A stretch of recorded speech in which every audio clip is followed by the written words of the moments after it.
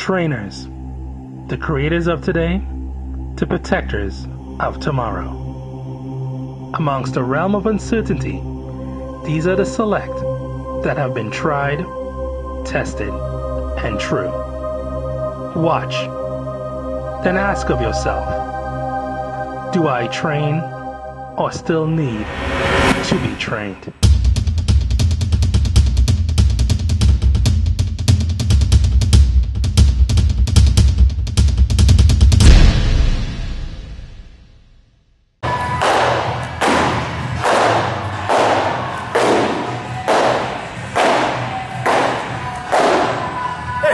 Magnus. I'm just gonna finish whipping up a storm here, then I'm gonna whip apart your mind and teach what functional training's all about.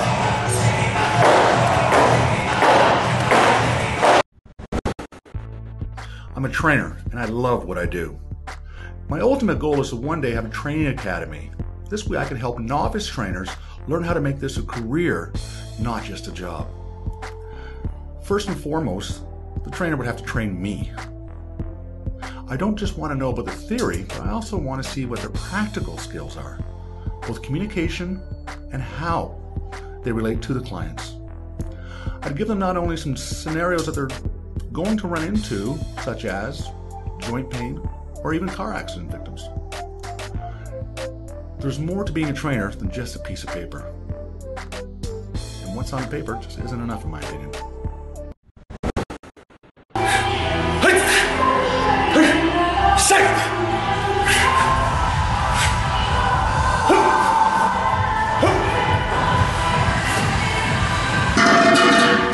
Now that's power. The other thing with powerlifting.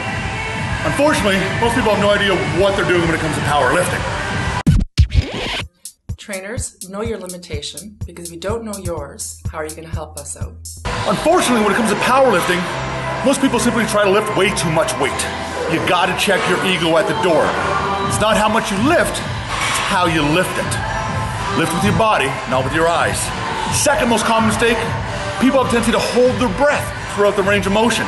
Puts way too much pressure internally, so you have to make sure you exert your breath at the same time as you lift.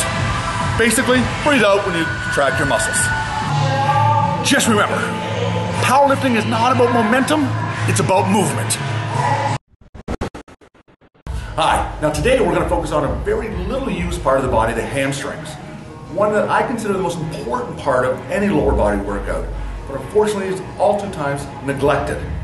So with the stiff-legged deadlift, we're going to focus primarily on activating the muscles and try to eliminate the use of the calves as well as the lumbar. A couple key points that we're going to focus on is positioning, movement, and contraction. Now the stiff-legged deadlift works for everyone from professional bodybuilders like Ben Pakulski, also to track and field stars like Donovan Bailey. Undisputed, I am the best hamstring man around, and they come to me just for those reasons. Just to make their hamstrings the best. Today we're going to work with one of my very, very, very good friends, Robert Miller. Now Robert, although spent a lifetime working out, fortunately neglected a little bit of the hamstrings, so that's why we're going to focus on that today. What we're going to do is we're going to start off with a bit of light stretching. That's when you cross one ankle over the other. Simple. Now we're just going to go down. We're going to touch your toes, nice and slow, slow, slow, slow, slow. Slow, slow, slow. 3, 2, 1, and up. So we're going to alternate our legs now. Good, and back down to a nice gentle stretch. Just 3, 2, 1. Perfect. So we're going to start with something really nice and light and simple, just a natural movement. We're going to stand with our feet together, toes up, natural shoulder width grip. And up. The biggest thing here is to focus on using the hamstrings, not the lumbar. So we're going to flex our pelvis.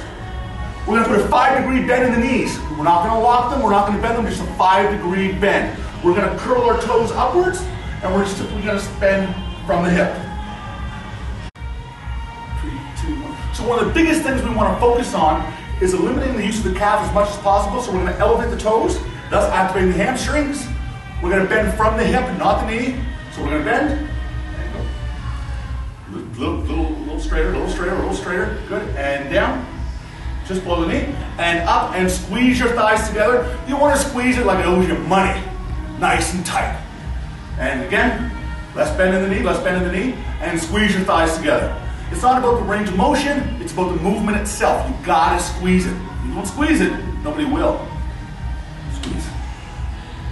There it is. A little straighter in the knees. Now up. Good. And down. Just like that. And up. Good. Squeeze, squeeze, squeeze, squeeze. And squeeze. Good. Toes up, and squeeze. 3, 2, good.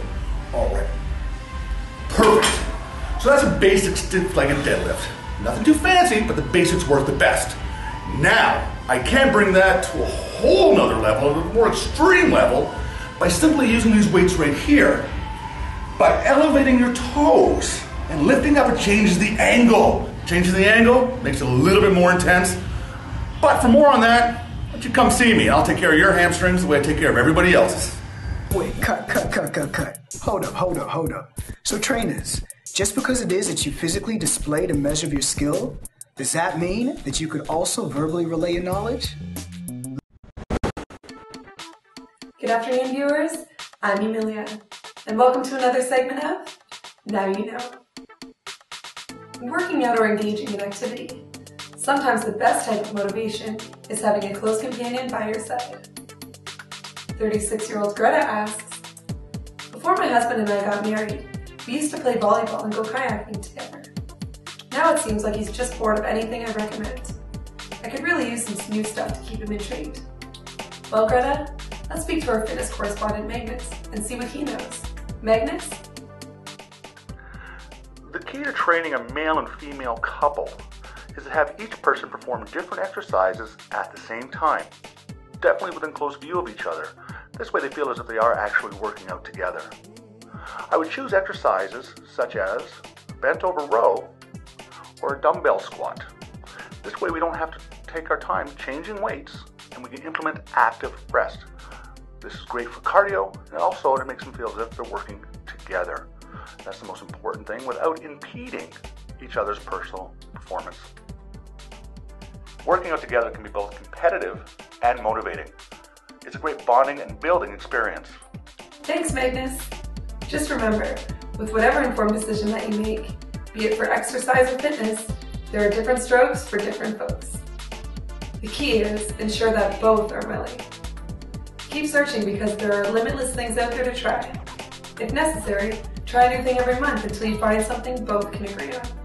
And remember to keep it fresh by switching it up. And now, you know. People often ask me why I do what I do. The answer is quite simple. I like to help. About a year ago, sitting there at the local grocery store doing a little bit of shopping. All of a sudden a man came running down the aisle towards me with tears in his eyes, crying, calling my name. It took me a moment or two to remember who he was. Turns out it was Marco Girgenti. This is a client of mine from over 10 years ago. I helped him lose over 60 pounds in the course of a year, and then we went our separate ways. Turns out that he was so inspired by what we did together, he went on to become a personal trainer himself and went on to lose another 100 pounds. He told me he wrote a book called Starving to be Fat about his experience. In it, he made a dedication to me about our first hour together and how it inspired and changed him. He goes running out to the parking lot and comes back with a copy of this book. In it, dedication to me, says, if I ever read this, I had to call him. Well, I not only read it, I cried with him that day. And I realized that you never know who you're going to touch on a day-to-day basis. So every morning I wake up and I put my best training face forward because I never know who the next success story is going to be. Maybe it'll be you. I've taken you through the mind of a functional trainer and showed you what it's like. And now, it's time to get Magnusized. I'm Magnus,